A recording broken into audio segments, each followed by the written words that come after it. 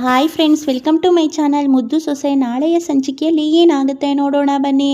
ಶುರುವಿನಲ್ಲಿ ವಿದ್ಯಾಗಂತೂ ತುಂಬಾ ಖುಷಿ ಆಗ್ತಾ ಇರುತ್ತೆ. ಗೌಡ್ರು ನನಗೋಸ್ಕರ ಇಷ್ಟೆಲ್ಲ ಮಾಡ್ತಾ ಇದ್ದಾರಾ, ನನ್ನ ಮೇಲೆ ಪ್ರೀತಿನೇ ಇಲ್ಲ ಅಂತ ಹೇಳ್ತಾ ಇದ್ರು, ಆದರೆ ಹೊರಗಡೆ ಇಷ್ಟು ಖುಷಿ ಆಗ್ತಾ ಇದೆ ಅಂತ ಹೇಳಿ ವಿದ್ಯಾ ಅಂತೂ ತುಂಬಾ ಖುಷಿಯಲ್ಲಿರ್ತಾರೆ. ಆಗ ಭದ್ರ ಬಂದಿದ್ದನ್ನು ನೋಡಿ, ಥ್ಯಾಂಕ್ಸ್ ಗೌಡ್ರೆ, ನನಗೋಸ್ಕರ ಇಷ್ಟೆಲ್ಲ ಮಾಡ್ತಾ ಇದ್ದೀರಾ ಅಂತ ನಾನು ನಂಬಾಗಲೇ ಇಲ್ಲ.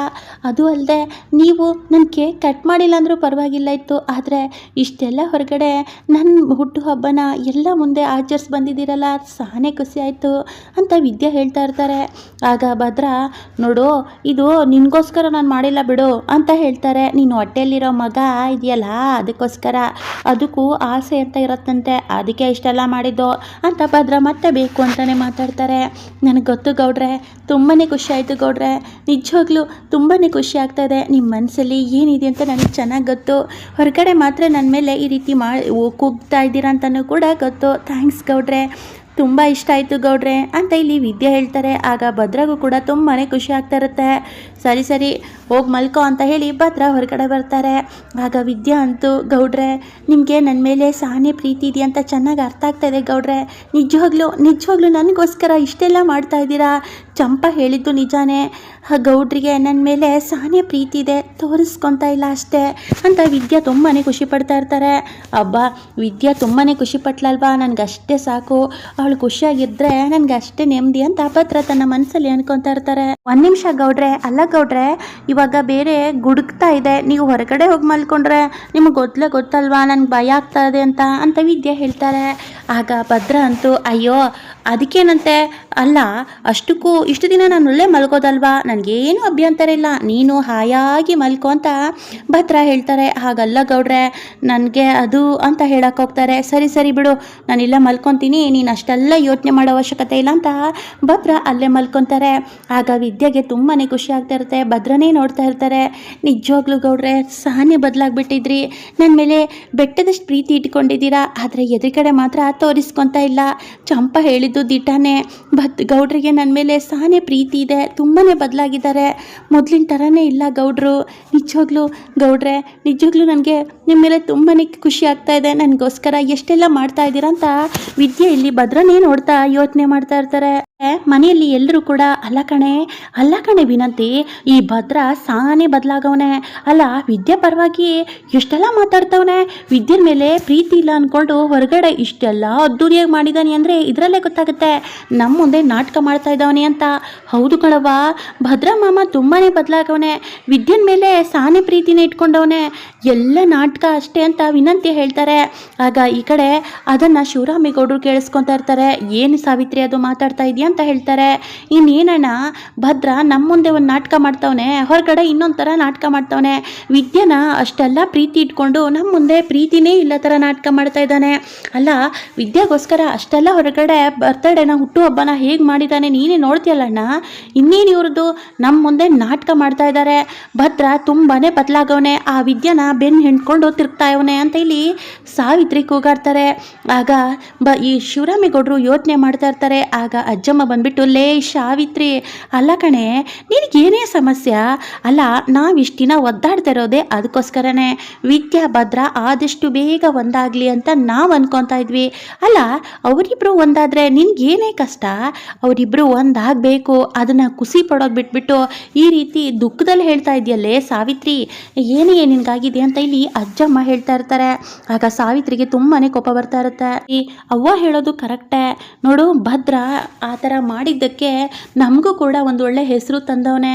ಏನಕ್ಕಂದರೆ ಹೆಂಡತಿ ಹುಟ್ಟು ಹಬ್ಬಕ್ಕೆ ಇಷ್ಟೆಲ್ಲ ಅದ್ಧೂರಿಯಾಗಿ 4 ಜನಕ್ಕೆ ಊಟ ಹಾಕಿದರೆ ಅದು ಒಳ್ಳೇದೇ ತಾನೇ, ಅದರಲ್ಲಿ ಕೆಟ್ಟದೇನಿದೆ, ಯಾಕೆ ನೀನು ಈ ರೀತಿ ಮಾತಾಡ್ತಾ ಇದೆಯಾ, ಅವ್ವ ಹೇಳ್ತಾ ಇರೋದು ದಿಟ್ಟುವೆ, ಒಟ್ಟಿನಲ್ಲಿ ಅವರಿಬ್ಬರು ಒಂದಾದರೆ ನಮ್ಗೆ ಅಷ್ಟೇ ಸಾಕು, ಅವರಿಬ್ಬರು ಖುಷಿಯಾಗಿ ಸಂಸಾರ ಶುರು ಮಾಡಬೇಕನ್ನೋದೇ ನಮ್ಮ ಆಸೆ ಅಲ್ವಾ, ಏನಾಯ್ತು ಈಗ ಅಷ್ಟಕ್ಕೂ ಅಂತ ಇಲ್ಲಿ ಶಿವರಾಮೇಗೌಡರು ಹೇಳ್ತಾರೆ. ಅದನ್ನು ಕೇಳಿಸಿಕೊಂಡ ಸಾವಿತ್ರಿಗಂತೂ ಇನ್ನಷ್ಟು ಕೋಪ ಬರ್ತಾ ಇರುತ್ತೆ. ಎಲ್ಲ ಹಾಳಾಗೋಯ್ತು, ನಾನು ಅಂದ್ಕೊಂಡಿರೋ ಪ್ಲ್ಯಾನ್ ಎಲ್ಲ ಉಲ್ಟಾಗೋಯ್ತು ಅಂತ ಇಲ್ಲಿ ಸಾವಿತ್ರಿ ಕೋಪ ಮಾಡ್ಕೊತಾ ಇರ್ತಾರೆ.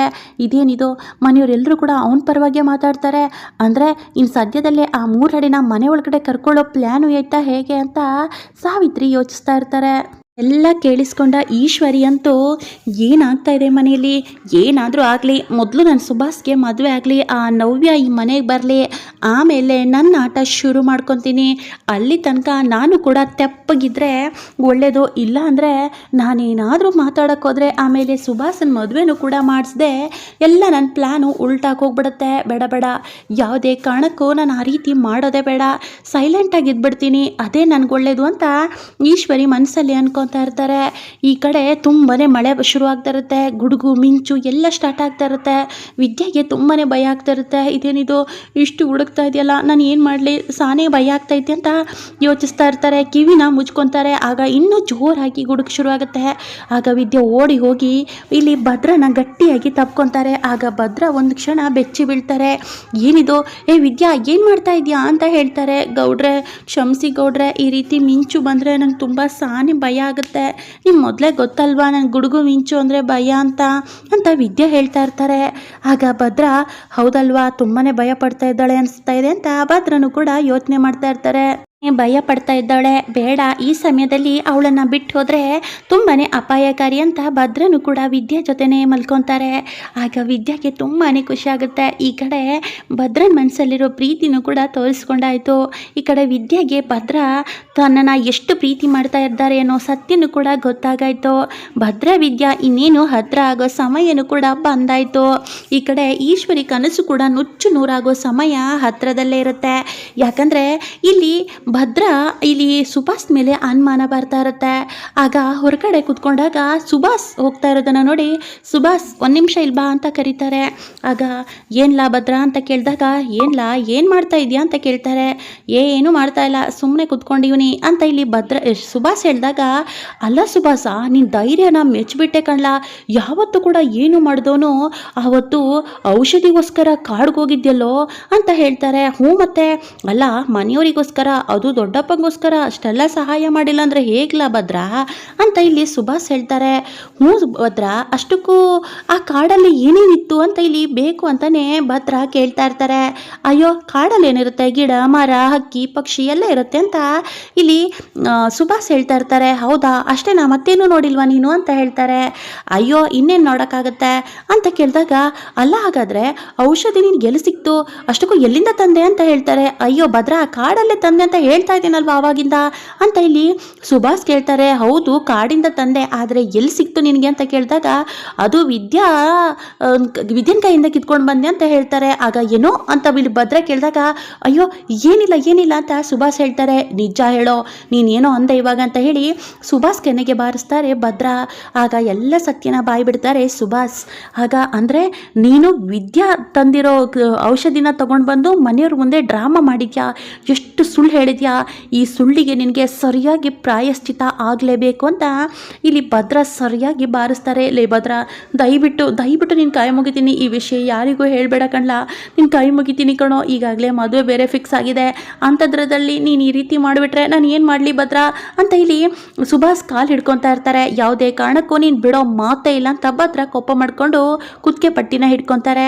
ಈ ಕಡೆ ವಿದ್ಯಾ ಅಂತೂ ಇಲ್ಲ, ನವ್ಯ ಜೊತೆ ಮಾತಾಡಿಬಿಟ್ಟು ಚಂಪಾ ಮತ್ತು ಸುಭಾಸನ ಒಂದು ಮಾಡಬೇಕು, ಯಾವುದೇ ಕಾರಣಕ್ಕೂ ನವ್ಯ ಸುಭಾಸನ ಹೆಂಡತಿ ಆಗಲೇಬಾರ್ದು, ಚಂಪಾ ಒಂಟಿ ಆಗಿಬಿಡ್ತಾಳೆ, ಸುಭಾಸ್ ಮನಸ್ಸನ್ನು ಒಲಿಸಲೇಬೇಕು ಅಂತ ವಿದ್ಯಾ ದೊಡ್ಡದಾಗಿ ಒಂದು ಪ್ಲ್ಯಾನ್ ಮಾಡ್ತಾ ಇರ್ತಾರೆ.